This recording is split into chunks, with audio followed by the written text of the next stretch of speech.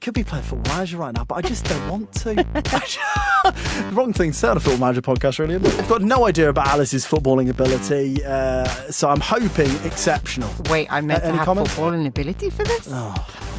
I'm going to tell you something that's not going to make it better, Alice. It may make it worse, but it works that way because the NWSL works that way, because the MLS works that way, because American sports in general work that way. It's your video that turns around and goes, FM26 is completely broken. At the very start, it's going to get people clicking on it, rather than people going, look at my save, it's really good, I'm enjoying this. And it is Lautaro Martinez of Argentina. I can't believe you've done this. Incredible shithousery. I don't like that at all.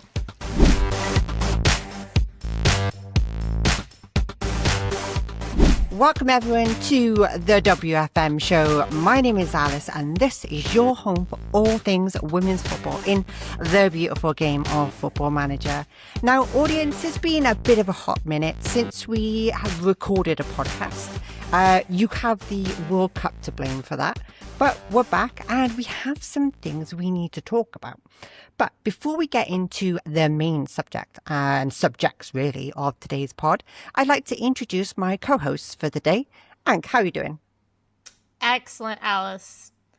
I'm really relieved that I no longer have to get up at 2 a.m. to try to watch random group stage matches because that kind of destroyed my sleep schedule for a couple weeks there. Yeah, I did not catch any late night games. Like, I had a Colombia in my sweepstakes team for work, and their group stage matches were all at like 2 o'clock in the morning, and there was no way that was happening. Katy, how you doing? I'm good. I have moderately enjoyed the World Cup. I think I have some moments where I've been like, the game is absolutely gone, and then I have had moments where I was in a pub at 3 a.m. and John McGinn banged a goal against Haiti and the place went up in the air. So, it's the little wins. It was the only good part of the World Cup, actually. But, I'm grand. So as the viewers on YouTube can tell, although anyone listening won't be able to right now, we are joined by a very awesome guest today. Callum, how are you doing? I'm great, thank you. Am I supposed to do how am I and also how's the World Cup? It feels like that was the introduction. That's what the peer pressure has established here. Exactly, yeah. So, I mean, I'll go, in depth at how I found the World Cup. It was all right, thanks. No, I didn't mind it as an Englishman. I don't really want to talk about it, if that's okay. But still a bit raw. No, I'm good.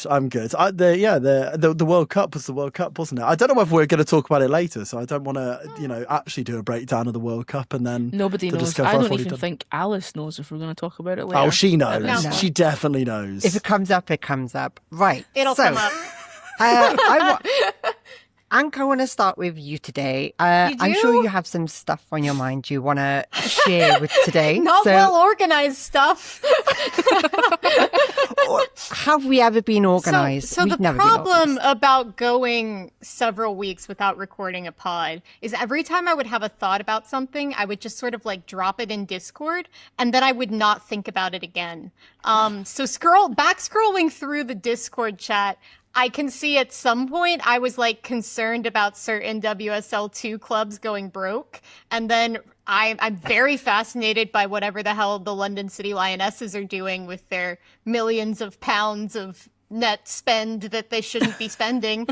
But none of those things are like fresh in my mind. They're the recycled thoughts of several weeks ago sort of seeping back to the top of my consciousness. You did mention that they had a oversized squad, like 36 or so players, when we're only able to register 25 for the WSL campaign. They're hitting like bloated Football Manager several seasons into your save kind of levels. And I have no idea what their plan is. presumably their plan is to loan some of them, but there are only so many places that you can loan players from the WSL, like realistically with the way that schedules match up. And I don't know. And a bunch of them are like very big name players like Nikita Paris, who it's like, all right, what are you still doing on their wage bill? Like, you're not actually going to be played, but we shall see. I'm glad you brought up loans there, right? Because so unlike most of the Football Manager community, and I understand everyone's issues with Football Manager and why they've fallen off, I really do. But as I mentioned in the last episode, I have fallen back in love with Football Manager, and I know there are issues with FM 26, and I still have issues with FM 26, but I am playing it a lot. And over the last month, while everyone else has been watching the World Cup, I've been mostly playing Football Manager and watching the occasional game like England getting the England-France game was incredible. Like, I know that the teams weren't as strong as they should have been, but it was fun nevertheless, right? So you brought up loans here. In France, the top tier women's teams are only allowed to loan out 4 players. 4? Like, I don't understand. That makes no sense to me, right? And for any Football Manager player as well, that kind of like destroys a save almost, because you want to bring in the youngsters, you want to build up a future generation, but when you're the best club in a league or among the best clubs in the league, you can't always afford to have that time to build. Like, I wanna pose a question to all 3 of you. Like, if you were at a club in Football Manager where you could only loan out 4 players, is this a benefit to you, or is this like an actual? Does this ruin a save? I think it would mandate a lot of restraint that I don't naturally have. Like, it would probably improve my save in that way. I don't think. I think if that's just what it is, you'd just have to deal with it, wouldn't you? Yeah. I mean, like, ultimately, you'd have a more tight-knit squad. I think sometimes when you have a larger squad, you can actually become more disengaged with the game because you don't know those players as well. Whereas if you do have that set squad and that's what you can use and you can only loan out X amount of players, I think you just work with it. I mean, it's the beauty of playing in a variety of leagues, isn't it? Mm-hmm. Because even in whatever, the men's and the women's, they all have such a variety if you do actually go further afield and you discover these new rules. I managed in the lower leagues of Scotland in the men's game to discover that you can play trialists. You can actually play them in the league. And it was just the most bizarre thing. So if you get an injury, just get in a trialist for a few games. He can't play like the whole time. I can't remember exactly how many games it was now off the top of my head, but I think little quirks like that are great for a save. I think it really, really changed it up. So could I survive with 4 loans? Yeah, probably. You'd be fine. You'd just get on with it, wouldn't you? Don't forget, this is 4 loans out. Like, I get why leagues would restrict loans coming in, because you don't want a situation where most of your starting 11 comes from other clubs. You know, it kind of defeats the kind of spirit of the game, really, if you just have 11 loans in your starting 11. But I just don't get the limitation on loans out. I really don't. What do you think? I think it's to stop clubs like stockpiling players, right? Because I think the Prem are going to do it from this season because of, well, amongst other things, because of Chelsea. Yeah. Which is basically the same situation, right? They've bought all these players and they've got nowhere to play them. And I think, like, London City Lionesses is a really weird situation because I wouldn't be surprised if some of those players got loaned to Lyon. Because I would imagine there's some tomfoolery afoot with, like, FFP or SCR, whatever it's called now, like, squad costs, regulations and stuff. Yeah. And it wouldn't surprise me if some of those players ended up at other clubs that Michelle Kang's involved with. Mm-hmm. But yeah, I think I didn't realise she was involved in the London Lionesses as well. Yeah, so her original club was Washington Spirit, and then she expanded out from there. She bought into the women's team at OL, and then is now, I think, bought into the men's team as well. But yeah, I would agree with Katie. It sounds like it may specifically be like a Lyon rule of stop hoarding players. Yeah. Especially because like in France's top league, like there's a huge income split and like resource split between clubs there. So that would be that. Not knowing the situation, that would be my spitball guess too. Yeah, no, that actually makes a little more sense. I do. Like. I think I was definitely mad at it, and like now I'm kind of like, yeah, you know what? That really does make sense. Yeah. Like that stops the best players just bringing in every good youngster, and yeah, it limits the effect a bigger bank balance can have. Yeah.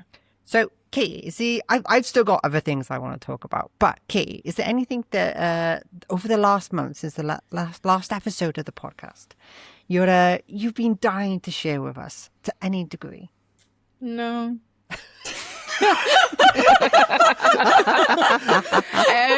No, I mean, I think I'm kind of at a point with this year's FM. I get to a point every year where I'm done. Like, most of what I've played this year has been like network game saves, and we're on our third one now. And I'm a big fan. Like, I won't buy the same players every save, so I'm like, I've gone through 2 saves worth of the transfer market. Like, I have nobody left. So I've downloaded one of the Buckfast save that was been the Motherwell save that I was playing on stream very occasionally. I've downloaded like the last save file of that, and I'm just going to try and win a Champions League with Motherwell. But I'm kind of at a point where like I just want the new game. Like, I want a couple of months just to chill, and like I think it's quite nice because I'm now at the point where I can like watch football again. Like, football exists again. Pre-season starts on like Wednesdays. Brilliant. Football oddly went missing between about the start of July to now. John McGinn did a goal, and then football stopped for a month. It doesn't exist. It's not real. It can't hurt me. It's crazy how they just cancelled the World Cup. I assume Donald did stage. something. Yeah. Steve Clark's had a word with Mr. Trump and has gone, listen, we just can't do that, mate. And he's gone, okay, fine. So I think like football being back, I do want to make more of an effort this year to watch more women's football. I think I watched little bits and bobs of it, and it got super depressing because Liverpool's women's team were just as bad as their men's team last year. So there was nowhere for me to go. But yeah, I'm going to try and watch more because I do enjoy it.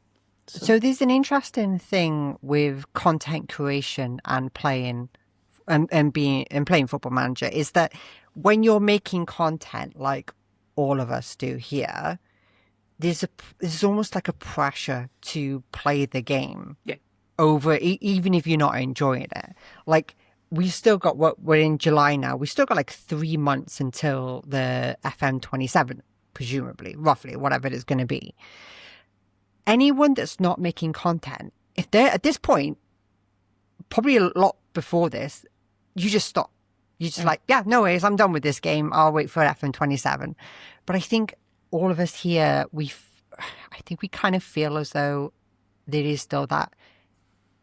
It's still important to us, regardless of whether it's FM 26, FM 24, or soon to be FM 27.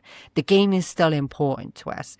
And yeah, I think I'm a bit of an outlier at the moment in that I am enjoying Football Manager, and more than ever, I think, right now.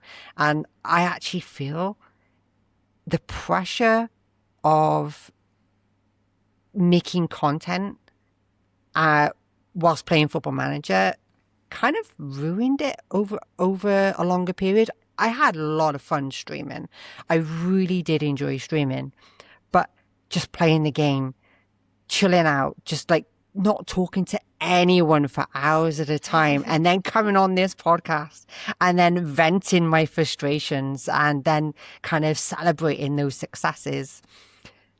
Callum, do you feel any of that pressure? Because I know we've not had you streaming for a while. Do you still feel that pressure as though you need to play Football Manager? Because regardless of the amount you're streaming or not streaming, you're still a big part of this community. Hugely so, yeah. I think it's been the biggest barrier to this game cycle for me. Actually, it's almost been like, you need to enjoy this. You need to, and I just haven't, been blunt. Like, I don't know why, and that's the most frustrating thing, because loads of people are like, oh well, what don't you like about it? I don't know. I can't say this is the reason the game's not good for me. I'm just not immersed in it, and I it's really frustrating. And my biggest concern, like you mentioned, Katie, about the fact that you're looking forward to the next game. I'm really concerned we're going to get the same game. They've been doing a lot of work on this game until literally really, really recently. That's not the case normally. Usually it's like, here's the game, we're getting going on the next one now. We're in July and they've put out a message saying, we're going to stop now. It's like, I wish you'd stopped earlier. Because there's only a certain amount of plugs you can put in this sinking ship for this year, unfortunately. And the water's still coming in. It's still coming in. I found it really, really tough, to the point where I mean, it's my favourite game. Football Manager has been my favourite game for I don't know how long now. Yeah. Like, you know, it's, and I'm beyond, and like, you mentioned there about how, does content creation put a pressure on still to play? I never had that issue in games that I liked, in game cycles that I liked, because I predominantly only played FM when I was streaming. So I would just be looking forward to the next stream. And I'm not the sort of person who has enough time to stream 7 days a week. I'll stream a couple of times a week, maybe 3 times, for 2-3 hours. Anyone who plays FM offline knows that you settle in on a Sunday and you're right, okay, I'm going to be playing for 8 hours here. That would be my entire week's FM, you know, and you'd be able to do that offline, just like you say, talking to no one, shut off, close all the curtains, I'm playing Football Manager. Whereas as a content creator, I never had that, because I was only playing on stream and I wanted to document everything of the save. And I'm finding myself now more and more not, and you know, away from like not playing the game, like even from a content creation perspective, I was playing it offline to try and ignite a fire within me to be like, I really want to like this. I want to, you know, I want to start liking these players, these characters that I'm creating, and I'm just not there. And yeah, it's just been I'd love FM27 to just, I don't know, just magically be good. That would be really helpful, because it's no coincidence the amount of people that have started playing other games this year. And I'll be honest with you, Alice, I can't even remember the question you asked now. I've gone on such a tangent, but I'm just going to say yes and pass it back to you. So that's it. It's interesting you kind of talking about other games and such like that. And I know several of you in this call, like Callum, like, what are you playing right now? What is your go-to? If it's not Football Manager, what is that go-to game? I'm playing a lot of Pokemon. I'm playing a variety of either Pokemon or Pokemon likes at the moment, and they're sort of doing it for me, but not in quite in the same way. I've played Pokemon since I was a kid, so I mean that's like quite a normal thing. But FM has full on overtaken that and been like, that is my passion. So as much as I am playing it, I'm playing it and looking at the icon over there, like, but I could be playing Football Manager right now, but I just don't want to. The wrong thing to say on a Football Manager podcast, really, isn't it? But yeah, it's a weird one, yeah. I think nothing. That's the alternative. I'm just not playing games, because I'm sure it was on the FM show. I can't remember if it was Tony who said it, that Football Manager players aren't gamers. They're Football Manager players. And so many, because it's such a niche game and it's so stats based and all this sort of thing, that actually it doesn't really feel like you're playing a video game a lot of the time. And I think one of my big criticisms this year is it does.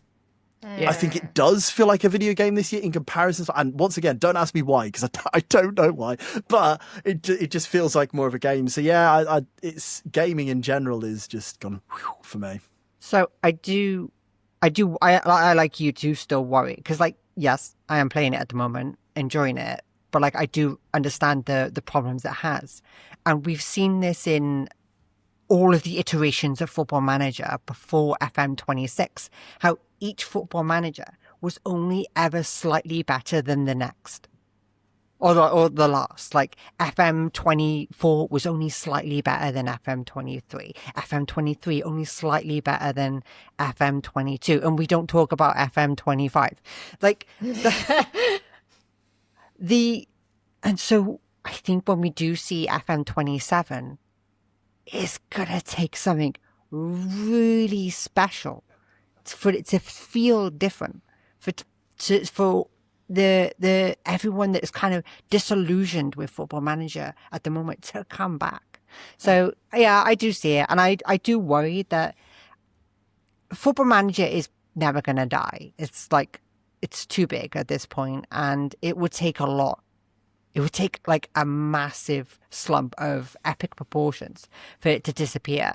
But I do feel as though we're going to start losing members of the Football Manager community. All of us here are not just playing Football Manager at the moment. We're playing other games. We're kind of maybe moving on until we're ready to return to the game. So yeah, I think there's something in that, but I also think that I don't think next year can be as bad as this year, purely because I do think they've learnt a lot and fixed a lot through the game cycle. And I know loads of people will say it's not enough, and I do agree. But there was only ever going to be so much good that you could get out of this cycle. And I think, to give them some credit, they've got a lot of it.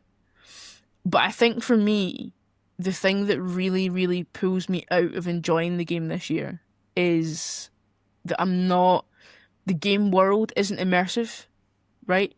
So like on 24, I could like find everything so easily, like so easily, and I could get news from across the world. And actually, like now, I can see what they've tried to do. They've tried to make it feel like you're sitting in your office as a manager. The thing is that my office is a padded cell, right? Like there's nothing outside I'm in Severance. Like I'm in the office in Severance, so there's nothing outside of my office. That's what annoys me the most. And I think like I used to lose hours on a save being like, oh, so-and-so's moved here, let's go and see what like in their squad, and then where have they signed him from and who's in that squad. And that just isn't there anymore. Like I just don't have that. And I think that's what really pulls me out of it. But I do think So anyone that's experiencing what you're experiencing there, Katie, is I do encourage them to switch over to women's football. Because there is less teams, there are a lot less players. Mm-hmm. The world, whilst it is smaller, you end up feeling closer to it. So allow me to give you a minor example. I still have what you have, where I kind of end up losing track of players. Do you know what I mean? It's like I want to know more about random players across the world, and like that's not gonna fly, right? But because there is a less teams, there's a smaller world, you end up running in to certain teams more, and you end up running into players more. An example, if you remember, we talked about in a previous episode how I brought Lexi Jones's friend Grace Dunkley into St. Etienne solely so Lexi wasn't alone. I let Grace Dunkley go a couple of seasons later. You monster. I know. And then I ran into her at a random club. I don't even remember. Like, she stayed in France. She was unemployed for a year. She got a club in France. And then I just ran into her playing a friendly. And like, that was really fun. And then I lost track of it again. And then literally in my save, playing it yesterday, I played another friendly and against a completely different club. And there she is, Grace Dunkley. Like, and I kind of loved that. And I was just like, oh my God, like Grace, like, it was like, I can imagine if that was real life, I would have just been like, let's go to the pub, let's go and have some drinks, let's catch up. And then like, oh, I don't know, like that kind of like, as stupid as it sounds, kind of warmed my heart a bit, like running into this former player. And like, that is why I'm still playing Football Manager, where a lot of the other people, a lot of the community has distanced themselves from it now, has come away from it. It's because I'm still getting that connection to players years after they've left. Like, as long as I have a connection with a player, then I'm finding that when I see them in the future is just a really good feeling. Like, if you have a player for a year or so, you barely ever played them, you didn't like them in any way, you see them in the future, you're like, oh, it's that player we had a couple of years ago, oh, big whoop. But when you start to have a connection with these players, like that changes, and then the world starts to open up in Football Manager. So I implore anyone that is currently having that problem and wants to give FM26 a shot, switch over to women's football if you already haven't. I think you will get that enjoyment back, or at least some of it that might tie you over to FM26. I think that's a great point. I really do. Like making the world smaller, and you get to know. I mean, I find if I stagnate in a league, like if I can't get out of a league for a while, you start hating certain players on opposite teams, and it creates those narratives because you play them so regularly and they always score against you. Like not him again. Like and so I think closing that is a great idea. I really do. I think that could work well because it's definitely that. The padded cell analogy was fantastic, Katie. It's exactly. I think it's the first game where you've ever felt like it's all about your club. Yeah, it's so your club, even to the point where some of the menus, I'll be looking through another team, click the menu, and it comes up with my squad. I was like, no, why do I want to see my squad? I want to see theirs. I'm literally on their page. Why is the squad button still going back to my team? It should be fully incorporated within that side. And I think as soon as and then I've lost momentum. Like, oh well, I'm back to my team now. I'm going to get on with the next game. I'll continue. Here we are again. And I think that creating that world, the world is the key. The world is absolutely the key. I on my FM24 save, I went all the way with Slough Town to win it all. And I went, I don't want to leave this world. And so what I did was I then moved all the way back down to the Vanarama South again with Eastbourne and tried to do it again, but in the same universe. So I was bumping into the players that I'd seen 15 years ago, but they were managers now. You know, and that was really, really cool. And I love doing that. And I think then when you start a new saves, regardless of FMs, are always hard to get into. And the amount of times you'll start a new save and be like, oh, I'm just not connected yet. I'm going to start with another club. Oh, I don't like this. I'm going to start. It takes a bit to get into it regardless. And I think because of the change, and a lot of people don't like change, it's natural to not like change. Because of the change, you have less patience for that on this new game, and it's like, well, I'm not interested. It must be the game. It's FM26 is rubbish, so I'm not going to carry on. Whereas on previous versions, you might have gone, oh well, it's just that team, so I'm going to try it with a new team now. And I think that's the shift. It's blame the game rather than blame specifics within the game, I suppose. But I might give that a go. It's not a bad idea, Alice. If you want to merge those two analogies together with the padded cell, you're still in the padded cell, but you have the dolls with you, so you're fine, right? So for me, like the limiting factor has been the fact that I don't want to play my main save when I'm not streaming.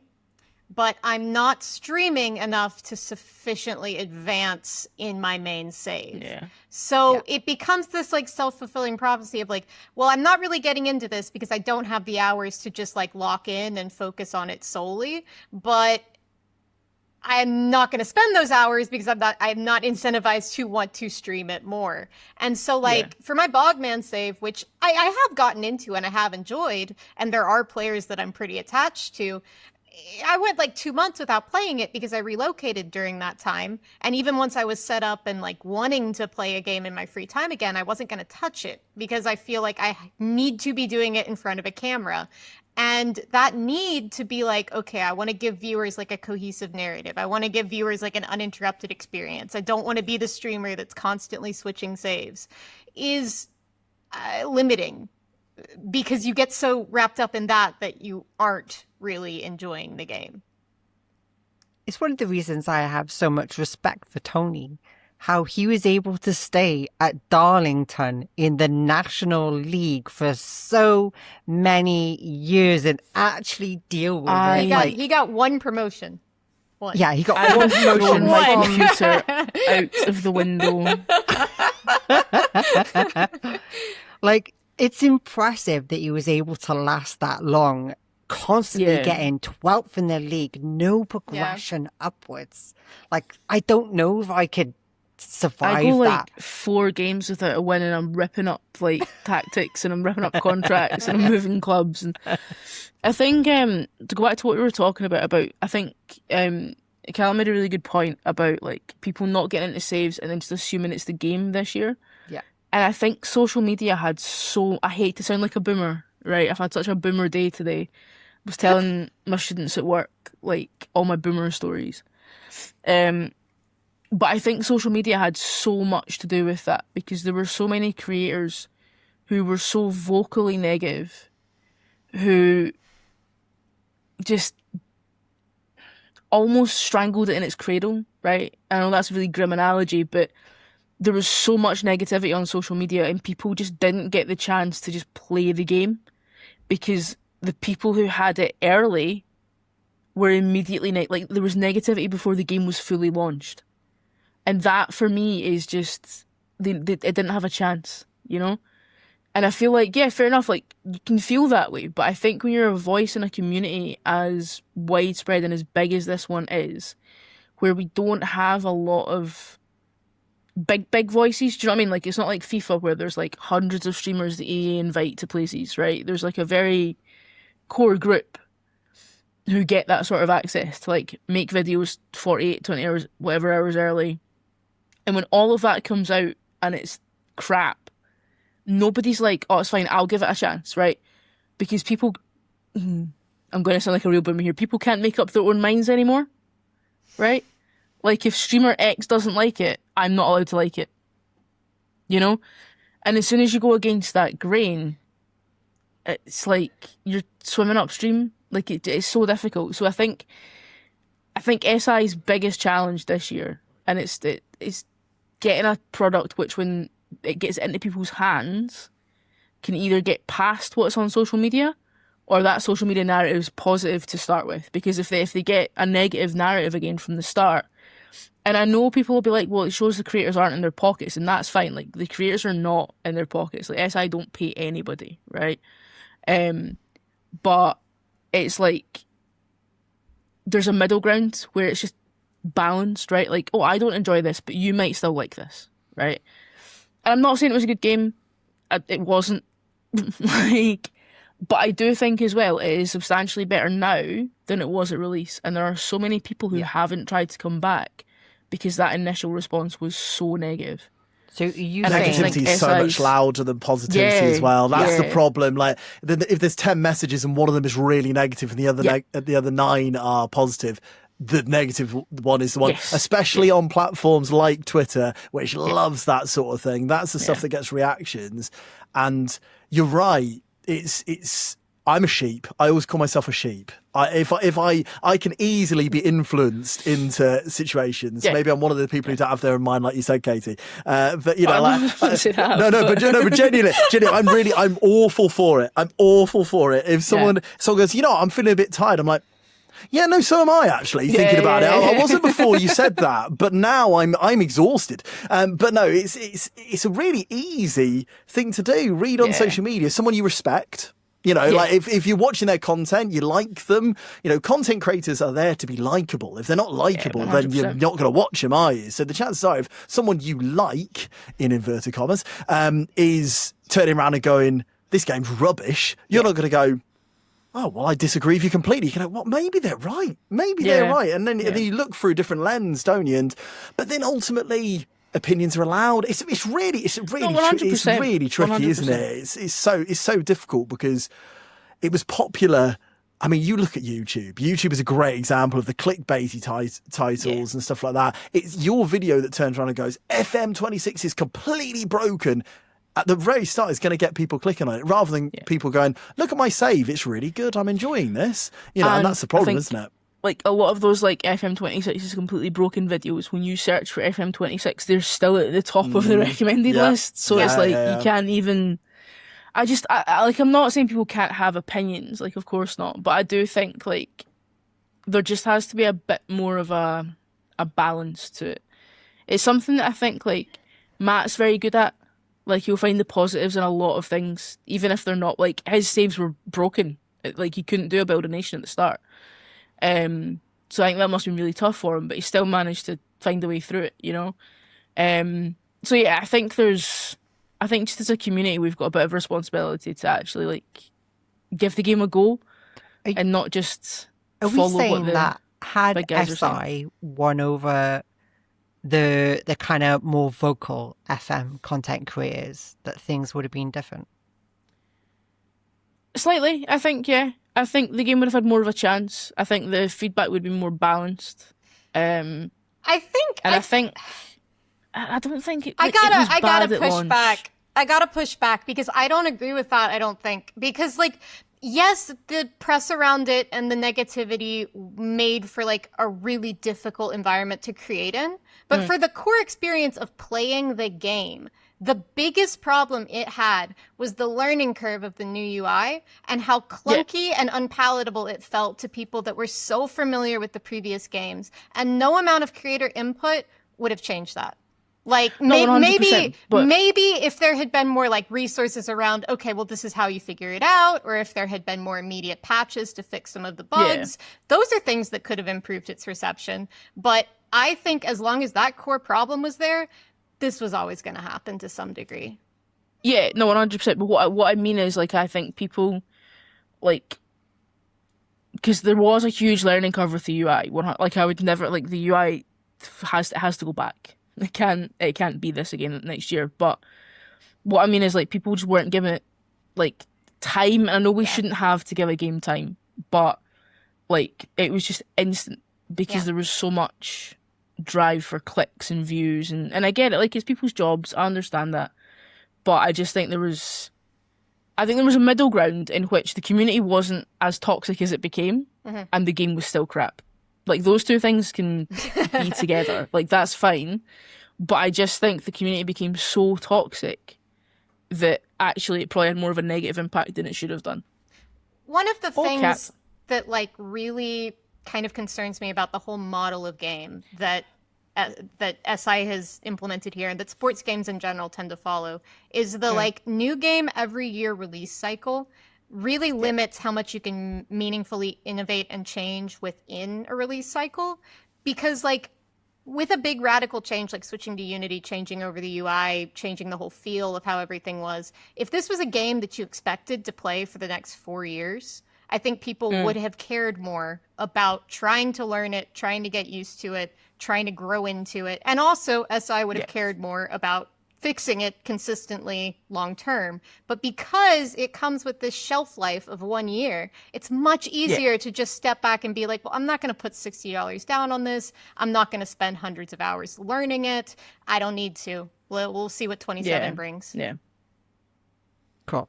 So I think we're kind of I think we're comfortable with that conversation now. We'll move on. Stop slagging off the community, Kate.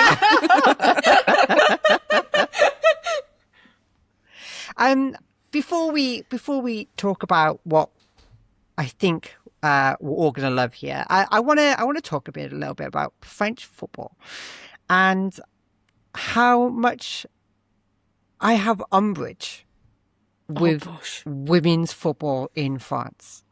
So, I've already explained, I'm doing my Saint Etienne save.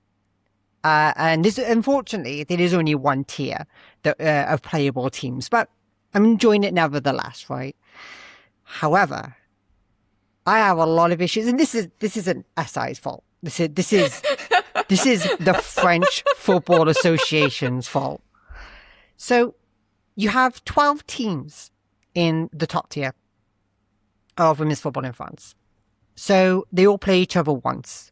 So you have a total of 22 games. Yes, 22 games. So it's quite a short season. Sorry, I meant twice. Sorry, I meant twice. I was going to say, the maths ain't laughing. That's not math. Yeah, sorry, there's 12 teams. You all play each other twice for a total of 22 games. So it's a short season already. Very similar to the Welsh League as well, although the Welsh League splits in two, and then you play some extra ones. But at the end of the season, the top 4 clubs, just the top 4 clubs, there's no relegation playoff or anything like that, like there is in Welsh football. The top 4 clubs out of these 12 go into a playoff, a knockout playoff. It's not even they're all playing against each other once. So first place will play against a knockout playoff with 4th place. second place will go against third place. And then the winners of those will go into the final. And then the winner of that... Sorry, blame the cat. Thank you, Uma. I'm trying to make a point. Uma, I love you. I love you. Go away. Uma's a big fan of the French women's football playoffs. It's like, silence. So, and then the winner of that final wins the French league. So I am currently in a position where I am dominating French football. The last 5 or so seasons, I'm finishing ahead of second place by at least 10 points, sometimes 20 points. So we have the best team in the league. We have 8 of our players are in the Media Dream 11. We have the best 4 players in the league. Would you like to know how many times out of those 5 seasons of dominating the league, finishing 10 to 20 points above second place, would you like to guess how many times I've won the French league? 0. Once. What? Oh, well, that's better than none. Yeah, that's not bad at all. That's better than none. I was sitting there and I was like, Alice in knockout time? Nah. Nah. So my issue with this, right, is that a league should be a contest of consistency over the course of a season. It should be about building a squad that's able to last those 22 games or more in a bigger league. The idea of having a 1-game knockout, because it's not even 2 legs, it's literally 1 leg. These knockouts are 1 leg. Having those 1-leg knockouts feels like something that belongs to cups, because cups are all about the magic of football. Think about the FA Cup. It's about the magic of the FA Cup. Like how you can be a really tiny club and you can do well in the FA Cup. We've seen it before. We've seen giant killers. We've seen teams in the Championship win the FA Cup. That's magic.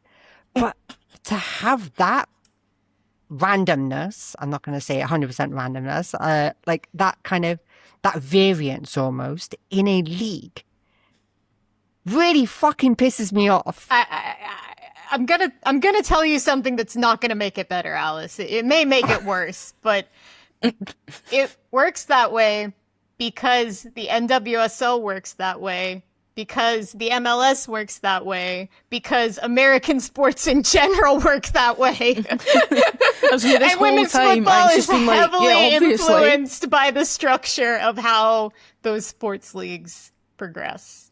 I don't think it's always had playoffs. Sorry. Like, I think they've kind of come and gone with the French league, but in its current form, I'm pretty sure that's where it's coming from.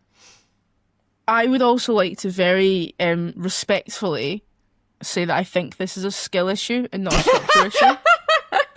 No, because if you can, so there's 22 games, right? Yeah. And you are finishing 10 to 20 points ahead of second place. Mm-hmm. Right, so over a season, you are winning between 4 and 9 games more than them? No, I can't do maths. Between 4 and 7 games more than them, right? Yeah. And you can't stretch that an extra 2 games? No, right. Okay, so... How many of your players, Alice, hate big matches? No, to be fair, I have a lot of How many players Etienne with good Greens do you have, personalities. Alice? I have 1 Etienne Green in goal. There you go. That's 1 Etienne Green too many. So, like, what's frustrating is that all teams... I get your point there, Katie, but every team has a bad day. I'm absolutely just noising you up, I'm not going to lie.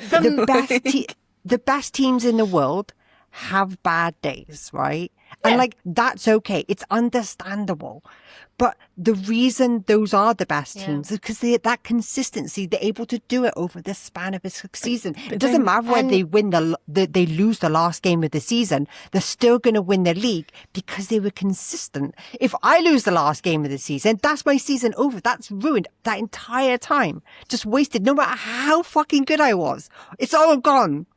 Maybe you should just not try to win the league anymore. Maybe you should try to be the just second finish place fourth. team and then just really focus on the playoffs. I think the magic of the cup is just rigged against you, Alice. It screams FM. It screams Yeah, FM. As soon as you started telling the story, I was like, "This isn't going to end well." No. It was, and I'd be really intrigued, genuinely, in the actual league. Is the top team winning it in real life more often than not? You would assume. So, I mean, if I'm looking at the English game, if the top four and Man City were top of the league, you would assume more often than not, if that playoff happened, City would still win that league. But I mean, I've had a similar situation in non-league. So in non-league, they have a 7-team playoff. It's almost a 16 playoff, sorry. The top team go up automatically, and then the next 6 enter into a playoff. And it's hideous every year. The amount of times I've finished on 100 plus points in second and got knocked out in the semi-final of the playoffs because it's a one knockout. And I'm convinced it's hardwired into FM. And this isn't FM 26. It's FM full stop. I think they love it. I think the coders are sat there going, I cannot wait to ruin more players' days here. And it's not days, it's weeks, isn't it? Because the whole season takes blooming ages as well. Yeah. And it's horrible. So the really sad answer here is that in real life, since 2007, every year except for one, OL has won. There you go. So it's not a very fair question. So unfair. It's not a structural issue, Alice. It's a skill issue. But to be fair though, I had this in Italy. So I had a Save 124 where I'd brought, was it Atlanta? One of the kind of mid to bottom half Serie A teams up, and on the last day I was convinced I'd won the league, right? Because we were level on points with Inter. And we had better goal difference. And I was like knee sliding up and down my hall. I was like, this is class. And then an email dropped into my inbox the next day and was like, you're going to play Inter in a playoff. Sorry? I'm going to do what? Did I win? No, I didn't. So then you can understand my frustration. And what's worse, right, is this is true for... Sorry, we will move on in a moment, right? I just need to get this out. I really do, right? What's more is that every competition in French women's football has the same rule. So whether it's the League Cup, whether it's the French Cup, or whether it's the stupid playoffs in the league, there is no extra time. It always goes straight to penalties. So I am losing a lot of these games. Not because I wasn't able to get the better of them in those 90 minutes. If I had that extra 30 minutes, I think about 50% of those games I'm drawing and going straight to penalties, I would just be winning on the spot. Because that extra 30 minutes gives me the better team. That extra time. Alice, you've just got to get over it. You've just got to get over it. I'm sorry. It's coded into the game. It's the same code that when you're top of the league and you play 20th, you always lose. It's just a thing. You just got to get over it, I'm afraid. You're going to continue to. Definitely finish second. Don't aim for first, then you'll win it. That's the key, I think. And the problem is because Football Manager is so rigid, the rules never change. The world never upgrades. Nothing ever changed. Like we have like a 12 teams league. I think that's a licensing issue though.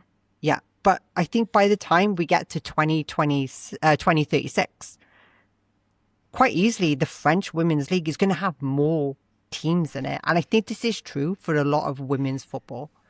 I think the longer these leagues go on, it's likely that there might not be the 24 teams that we have in English, but they're going to get at least a couple more. Unfortunately, it's just not happening. I remember, like in our early podcast, we speculated a lot about what we thought growth would be like on the women's side of the game, and now having seen various streamers make it to 2030, 2040, there is no growth on the women's side of the game. Yeah. Like authoritatively, we know that. The ownership structure never changes. The finances barely change. I was watching somebody play, I think Washington Spirit, and the top selling women's player in 2049 was still less than £2 million.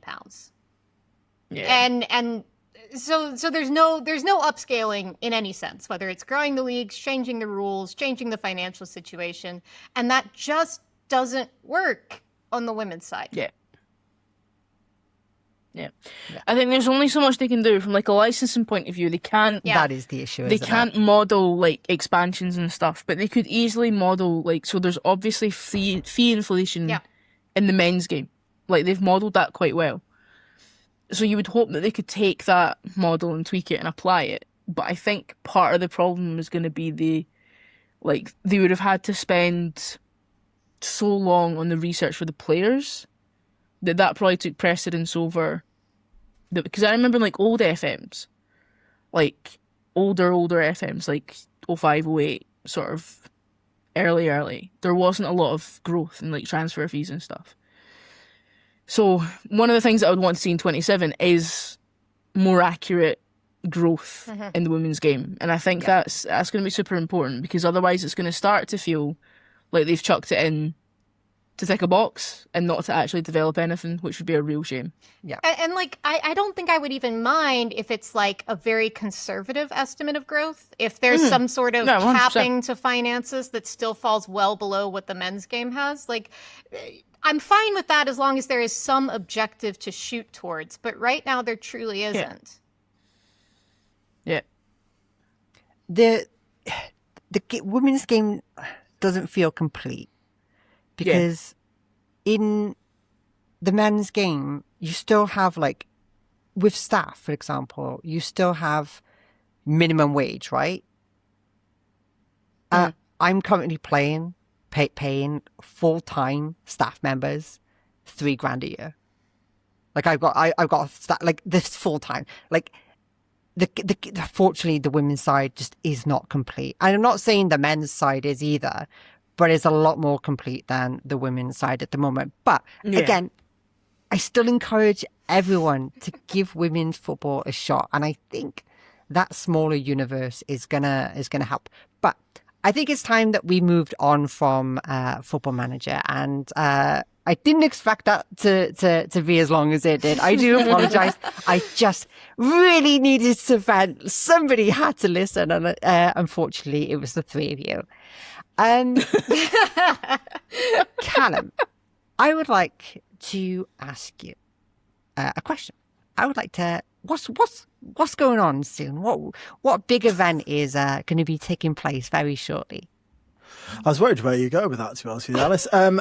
So we are doing a charity match. We did one last year as well at Slough Town, and it went so well that I thought, why not? Let's raise some more money for charity. So we're doing it on the 29th of August this year.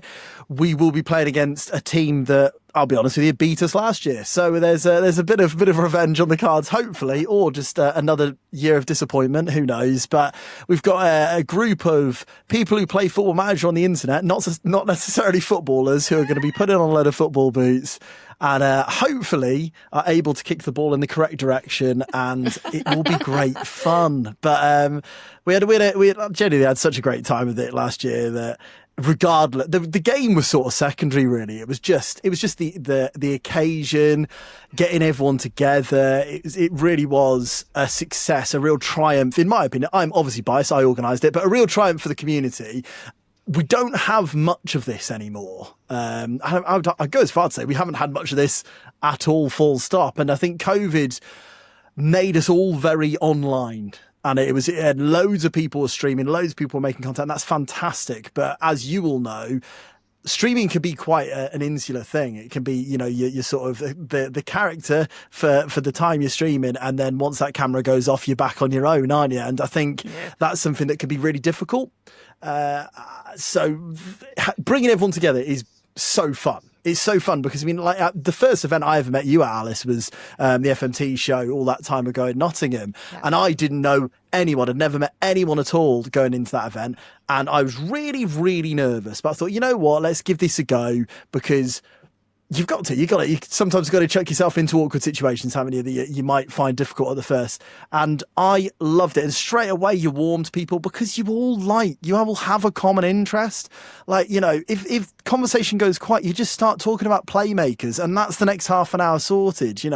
Our inverted fullbacks, is there any point in them? You get some really heated debate. Some people walk out. But you do have that common interest straight away, and you find that people within the community are nice people. Like I'm yet to meet someone in the flesh who I go, you know what, I'd rather not meet you again. Everyone's really lovely, everyone's really welcoming, and so it gives you an opportunity to sort of sneak in, say hi to people. You can be as involved or not involved as you can. I know there were some people last year who after the event said, oh yeah, I was there. It was brilliant. I was too nervous to sort of come over and say hi to anyone, but I was there. And I would hope then this year, hopefully, they might be a little bit more confident to maybe, I'm not saying get involved in everything. You don't have to drink. You don't have to get involved in all that sort of stuff. But, to have that confidence, just come over and have a chat with everyone. Because we're all, 99% of the FM community are normal people with normal jobs. That, we're not talking about wild celebrities who are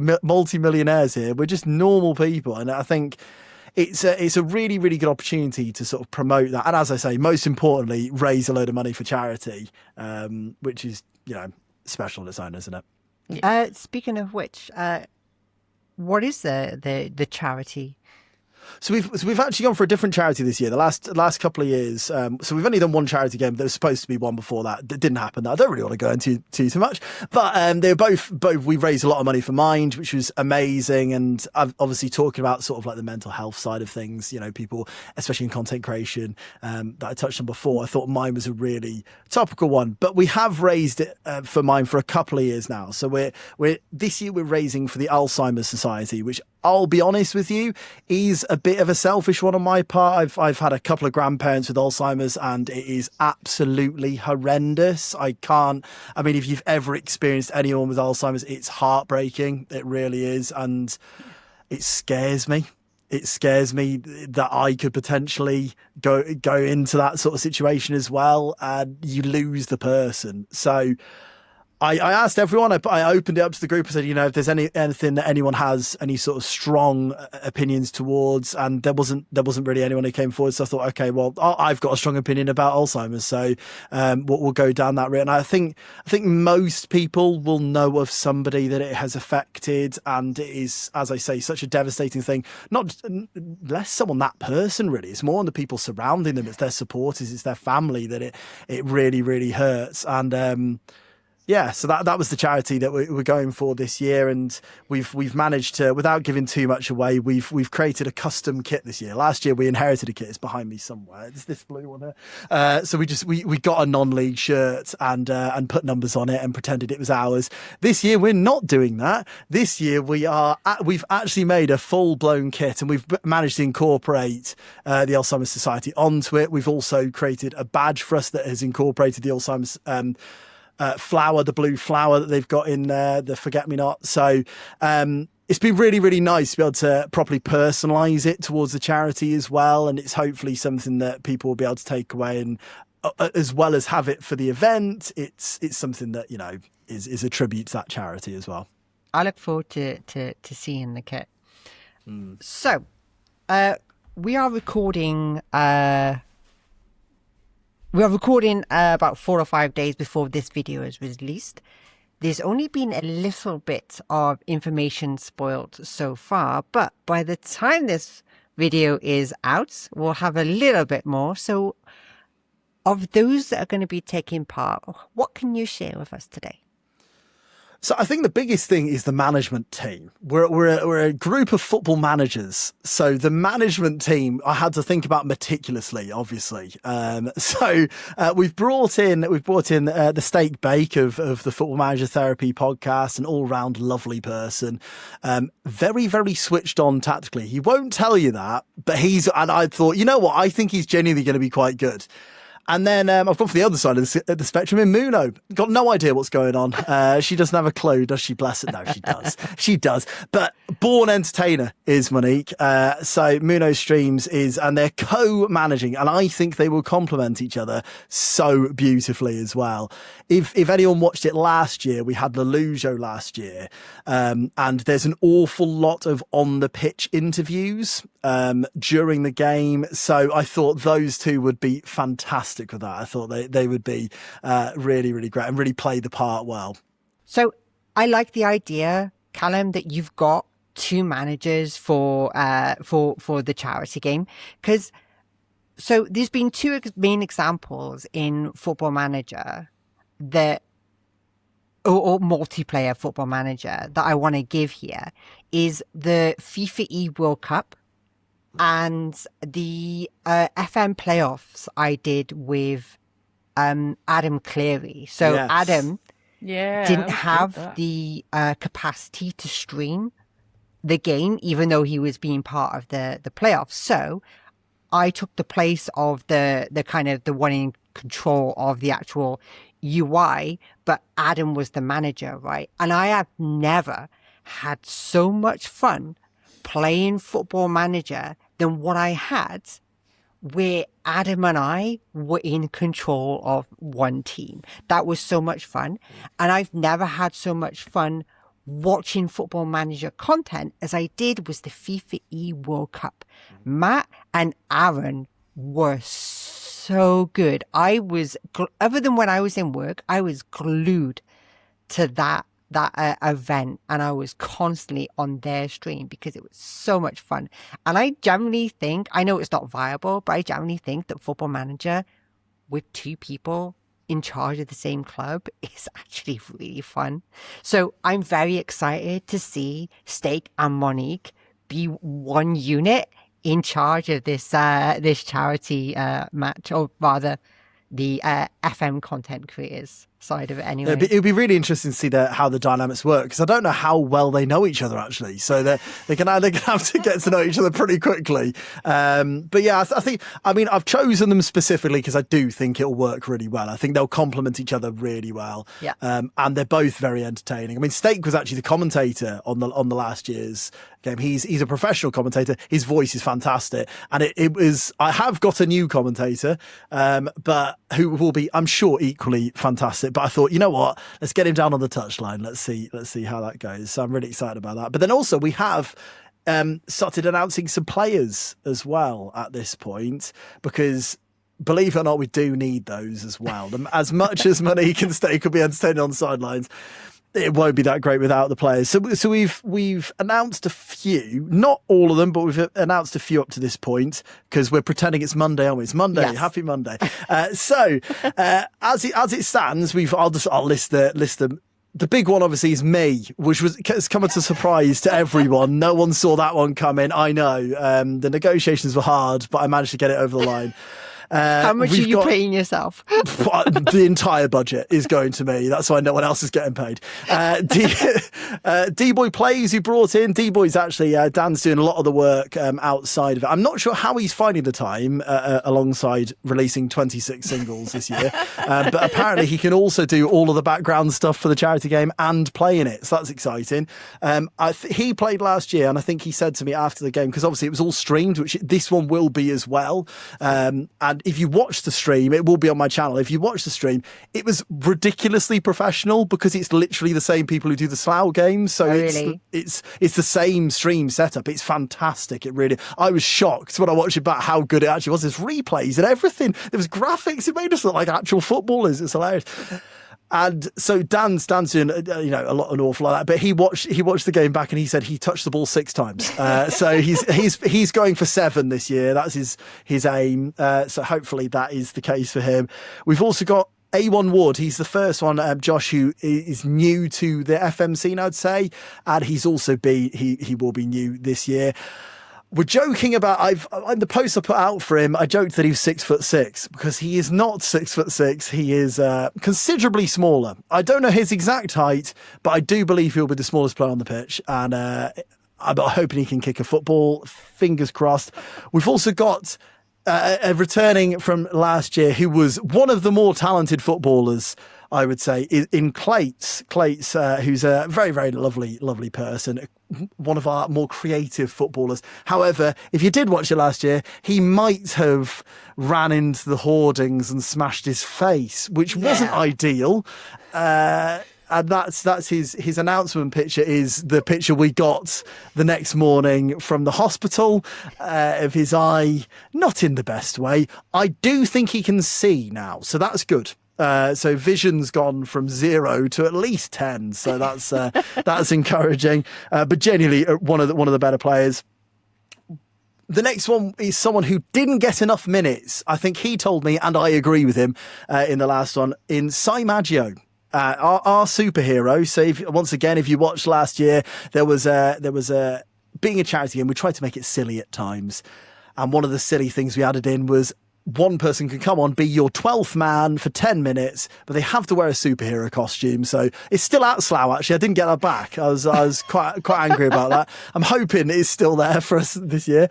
But yeah, so Sai came on in a Superman costume, won a penalty and scored that penalty, and the jeopardy of that was if Superman scores, it counts for 2 goals. It actually made us look like we're in the game a lot more than we were because he scored the penalty and he got 2 goals for it. Sai will be playing a lot more this year than he did last year, so I'm excited about that. We also brought in McKinns, who I talked about small men before. McKinns is the polar opposite of that. McKinns is enormous. Literally, it's like, hi, nice to meet you. It's so nice to meet you. McKinns had a really, really good game last year. Played full-back, centre-half, right and left-back, I think, across the defence, and arguably got the most minutes out of anyone. So looking forward to seeing him again. And then the next announcement might be in this call right now. We might have somebody who is playing. If you'd like to reveal yourself, feel free. It's me! Yeah, it's Alice. It's Alice. I've got no idea about Alice's footballing ability, so I'm hoping exceptional. Wait, I meant to have comments? footballing ability for this? Oh, no. Aren't you a As long ref? as it's better than... You're a ref. That counts. Managing I am a ability. qualified Qualified referee, ref. but I don't think that's going to help whilst playing on a You can sport rules site. lawyer with the ref. That's a good idea. Out rules lawyer the rule. The ref. Yeah, I like that. That would be useful. Alice is that your would be useful. legal, Someone who knows the rules of the legal game. representation for the squad. There's a lot of questionable decisions last year, so it will be helpful. It will be helpful to have someone who knows what's going on. So that's as it stands. They are the announced players. We have got more because we don't currently have 11. So there are more to come, which is exciting. Some new, some not new. Some that we had last year. It's been really lovely, actually, that the majority who were involved last year did want to get involved again. And that just shows how great it was, I think. Some have unfortunately got other commitments, which is understandable. But the vast majority are available again. And as I say, I can't emphasize enough how great it is. As a day, we don't know the kickoff time yet, but regardless of that, as a day, you're getting 2 football games as well. Last year, we charged £10, so I assume it will be similar to that, but you're getting a good game of football and also ours. So, you get to see the real different levels. I tell you what, when you play in it, you'll find this, Alice, when you play in it, you have so much more respect for the non-league footballers. They are athletes. It's incredible. Like, you look at them and you think about like Premier League footballers, they're machines, aren't they? They're literally robots. Non-league footballers also look like that. I mean, when did that start happening? When did non-league? They're also postmen, and it's ridiculous. But so genuinely, it's a really good day. Whether it starts early or starts late, as I say, you'll see those 2 games. You'll get involved with them, and you will see Slough. And Slough gets a lot of rap for the place it is, but the football club is exceptional. They can't do more for you. The reason I've I live nowhere near Slough, to be clear. This is actually really quite inconvenient for me. I'm about 4 hours away from Slough. Everyone thinks I live in Slough. I do not live in Slough. The reason I've gone for them, years ago, I did an FM save, and it was all Football Manager based. I did an FM save. I did a mystery kit box, which so many people do. And I was over the moon when I revealed a Slough shirt because I thought, brilliant, office memes. This is fantastic. This will get me through a game cycle. I can just mess around with the office the whole time. And I put a video on my Twitter of me opening the shit and going, oh, you know, it's Slough, fantastic.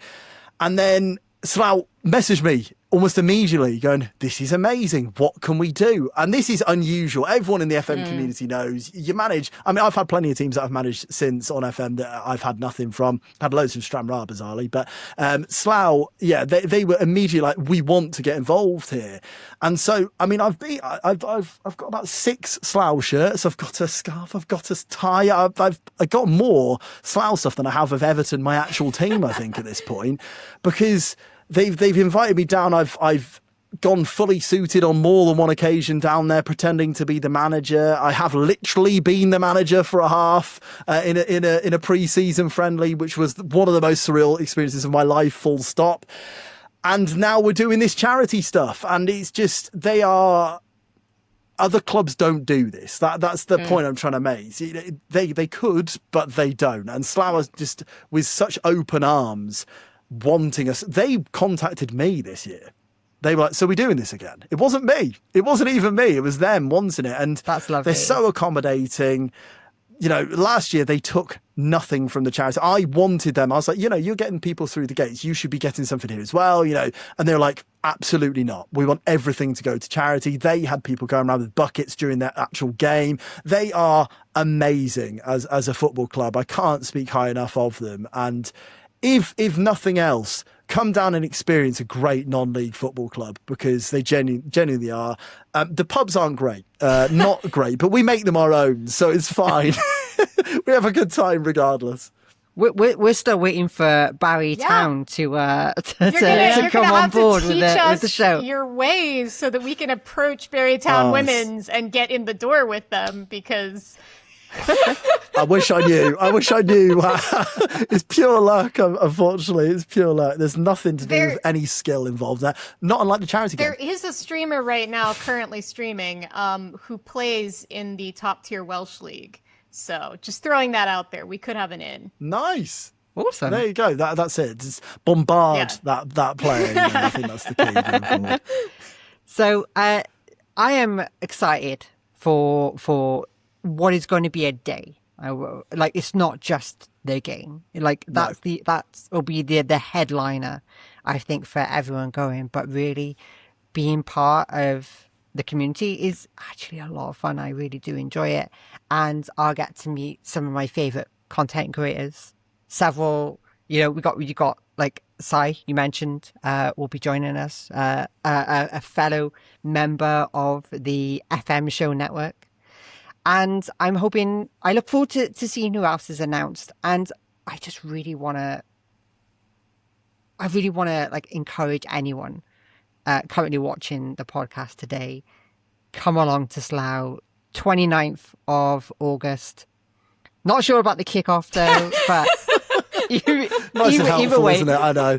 Keep up to date with the announcements. And I'm just looking forward to meeting the other content creators, as well as the members of the community that aren't the ones making content. I know there'll be people there, part of the community, but not the content creators, you know, the mods, the viewers, the people who are actually integral to the FM community, even more than the actual creators themselves. So I'm excited. I can't wait for what is going to be an awesome day. So, Callum, before we go, at the end of every episode, we always have an out of football section, although, you know, sometimes we break the rules. I have my out of football section in my hand right now, but you'll see. Ank, what is your out of football you'd like to share with us today? So I am probably 14 plus years late to this. But I have recently been playing a large amount of Minecraft because I live with a 10-year-old who has gotten me to play a large amount of Minecraft. And I am loving watching what makes creative video games so compelling to little kids. because it's just like the most charming thing, especially because I'm completely inept with building anything in Minecraft. I'm very, very methodical about it. I will plan everything out to the block. But what takes me like 20 minutes, she has gone and built like an entire castle with like stained glass windows and like imprisoned jellyfish in the bottom of it. And I'm just like, damn, how'd that happen? So I am enjoying that immensely. I don't know how I think like I was just a little bit too old when Minecraft came out to like pick it up as a teenager. And then I've avoided it since until now. Fantastic. I've dabbled in Minecraft, but it's definitely the kind of game that I really wish I loved more. I just could never get that into it, unfortunately. I recommend watching a small child play it. Like, Katie, what is your out of football you'd like to share with us today? Dearie me. So, I have been perusing the Xbox Game Pass catalogue. Oh, no. And it started poorly. My friends made me play a game called Frog Squad. Your 10-year-olds might enjoy this one. Okay. You play as frogs, very unpredictably. And Shocked. in each level, it's sort of like Fall Guys. So there's little puzzles, right? But you have to eat food to fill up your frog. You go back to the first room and you vomit the food into a bucket attached to a boat.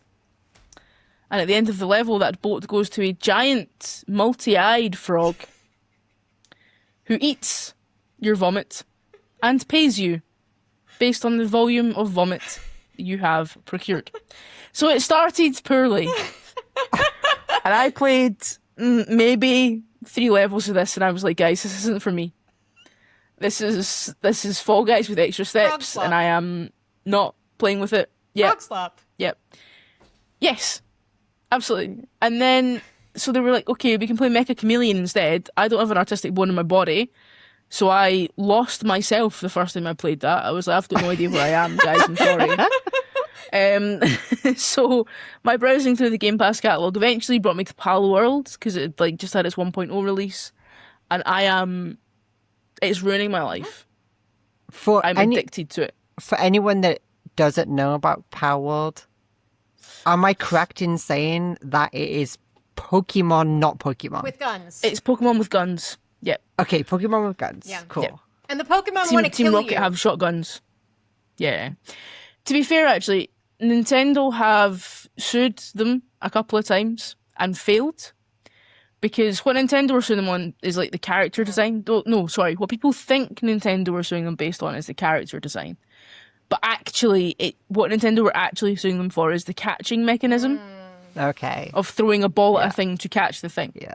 It looks very similar, doesn't it? And, well, the courts have said it's not similar enough. So, yeah, basically. But the courts are like, no, it's not the same thing. And I'm like, the ball wiggles 3 times. And then you catch the thing. It is identical. So if we're ever unable to get hold of you, we understand why. I was late for the podcast today because I was playing Power World. Yeah, we figured. We know. And also because I did think we started at 7:30, not 7. But, that's just me. Callum, what is your out of football you'd like to share with us that I only dropped on you just before the episode? I'll be honest with you. Ank started and I'd forgotten what I was going to think of. And then I was panicking. So if you watch that back, at that point, I've fully gone at that point. I was like, I don't know what to say. And then it got to Katy, and I don't know what was going on there with the frogs, and that threw me even more so. I was like, where am I going to go with this? So I've decided to bring up food. Now, that's an odd topic and very open-ended. We love food in this podcast. Good. I have an issue at the moment with we love our food issue even more. Selection. Because I've become aware as a 35-year-old dad that it's pretty difficult to choose and be interesting with food every day for the rest of my life. And like quite often, I don't like change, hence FM. I don't like change. And so I was like, you know, I've got my meals that I like, but I also, you know, sometimes have to cook for my wife. We alternate, you know, and she's like, these meals are boring. Let's do something else now. It's like, what do you mean? Then I had a child. So now I've now got to think of something that I'm going to enjoy that's different enough for my wife to enjoy it, and also keep another human being alive. I can't do it. I don't know what to do. And I don't want to pay for these stupid like HelloFresh things or anything like that because they're too expensive. I'm all out of ideas. Could you just give me like a meal plan for the next 30 to 40 years? I don't know how long I'm going to live, if that's possible, because I'm sick of it. I've got so much going on. So much. I can't think about food.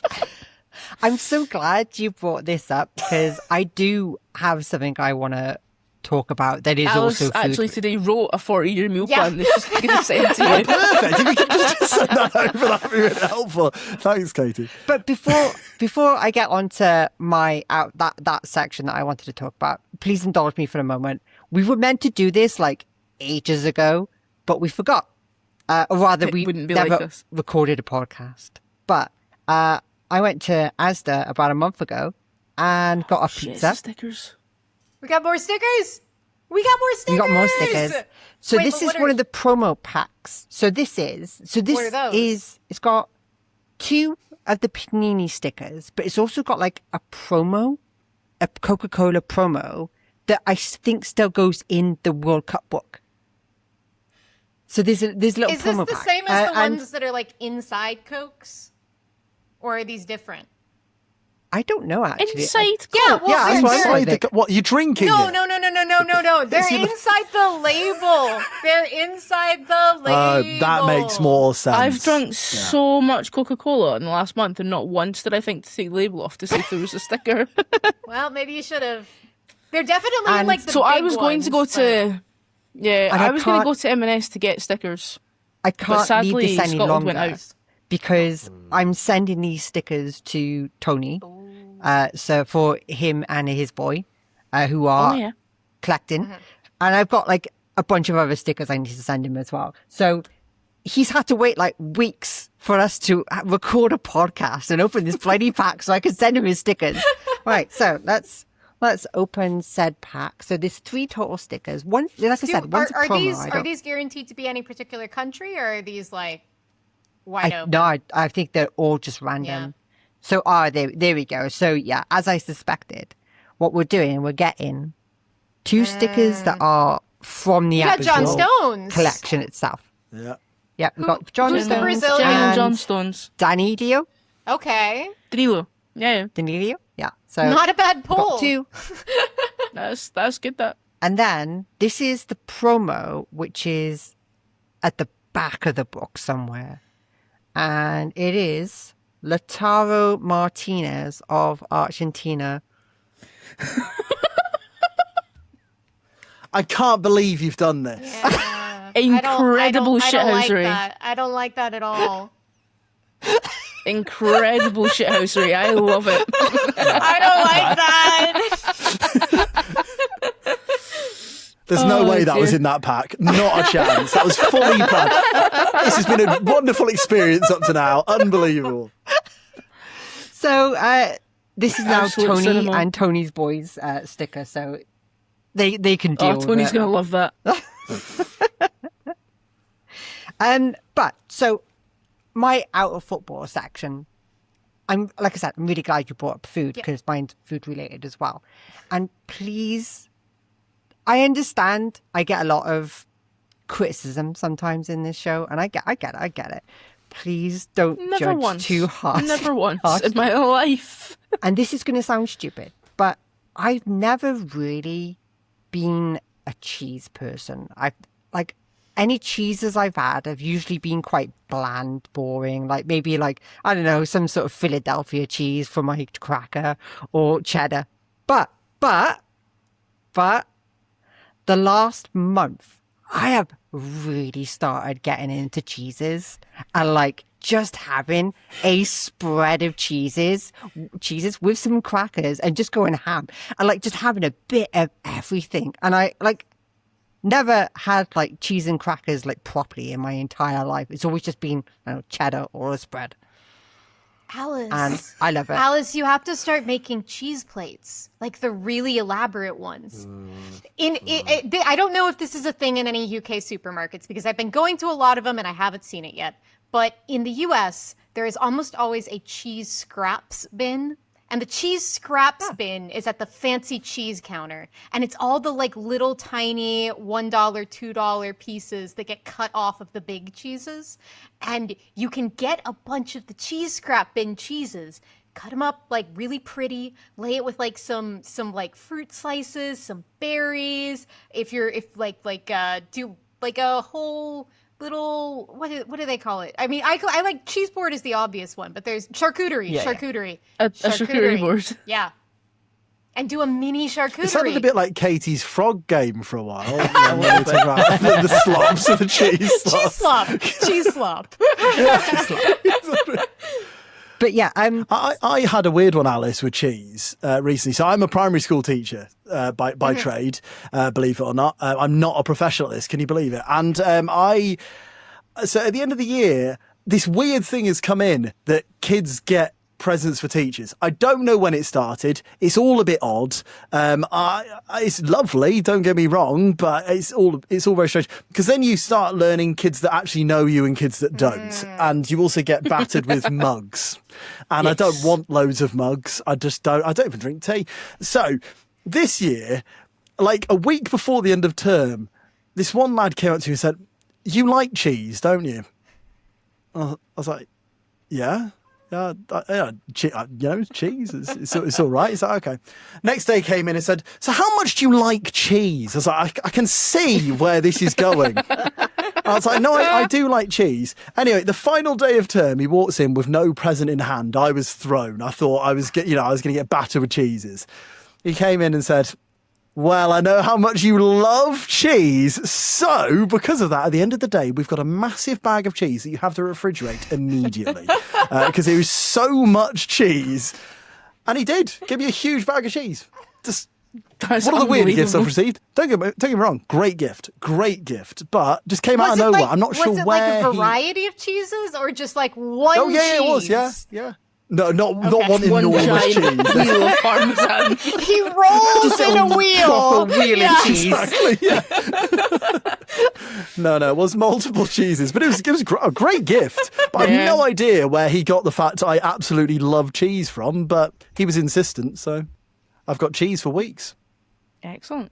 That I got was, some cookie dough M&Ms and some Reese's Pieces from one of my students. And a really nice note that was written in highlighter. There you go. They're adults, my students, to be clear. They're like 18 plus. I got a little note on square paper, written in highlighter. And at the bottom, it said, "I'm leaving, but don't worry, I'll be back." That's I'm concerning. like, right? So there's a cat trying But if to. you're going to come back and bring to me ruin cookie the dough stream. M&Ms, that's fine. True. However, yeah, it was like, "We'll miss you, but don't worry, I'll be back." It's a little like, wow. ominous. Like, Great. Yeah, it is, yeah. Can you check in at reception first? Like, no, it was nice. It was cute. Adorable. Right then, folks. Thank you very much for hanging out with me today. For what is going to be a little bit of a bumper recording today. Can't wait for Callum, the we don't comments, usually mate. go quite this long, but you Yeah, know, apologies. It's probably my fault. we will blame you. Like Yeah, we are fair. going to do That's that. fair. Like, That is fair. Cool. Yeah. Katie, if anyone wants to check your content out, Oh where can they gosh, find yeah, it? I do that. So Twitch, Twitter, YouTube, and it's like in wingbacks, so INV and then wingbacks because inverted doesn't fit in any of the fucking username boxes. Yeah, I've not streamed in a while. There are some shorts and some TikToks and stuff. So yeah, they exist. Instagram as well. I'm on there now. I am considering a new save just to see if it will get me through to 27. So keep an eye on that. I had a couple of ideas, but not 100% sold yet. I'm sure Your this- shorts are brilliant, by the way. I'm sorry to interrupt, thank Alice. you. Your shorts are really good, genuinely. I Thank you. always, whenever I see one pop up, I always watch it. They're great. I'm sure Okay. this podcast will give you a few more. I'm going to wait for the comments first, because if I start putting out shorts of me slagging off the community, it might be over for me. You're all negative. Leave me alone. It might be over. So I'm going to wait for the comments first and see what the music's like. Hank, where can people find you? I am streaming again, finally, at anklelee on Twitch, and then anklelee FM on Instagram. So come like up my Instagram follower count so I don't have to look at it and be sad. It'll incentivize me to post, I'm sure. Callum, other than Slough on the 29th of August, where can people find you? They can find me there. That's, like your student there, I'll be back. They know exactly where I am on the 29th of August. If anyone shows up to Slough Town with a note written in highlighter pen. Exactly, yeah.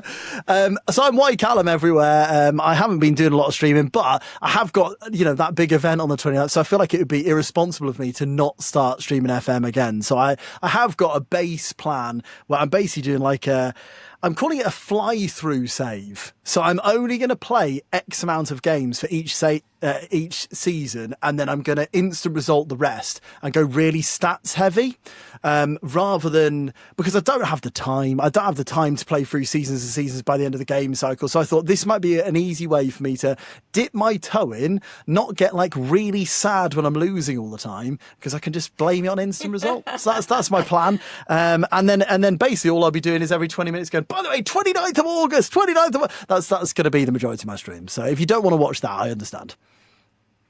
If you want to catch my content, folks, then you are in the correct place. But also, if you want to hang out, I will too, as we've already discussed, be in Slough on the 29th of August, although I will be on the pitch for undetermined amount of time before somebody snaps me and I break my leg.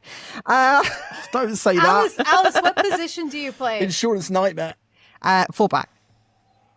Whether I get a fullback position, but I believe my shirt will be number 3. I think that. That somehow doesn't surprise me. Sorry? Somehow that doesn't surprise me. Yeah. Sometimes you look at people and you think you know what position they play in, and then they play somewhere completely different. Well, somehow I don't have the strength to play in the centre of the park anywhere. I don't have the speed to go on the wing, but I do have the heart to play fullback. I think you'll find, Alice, you'll play where you're put.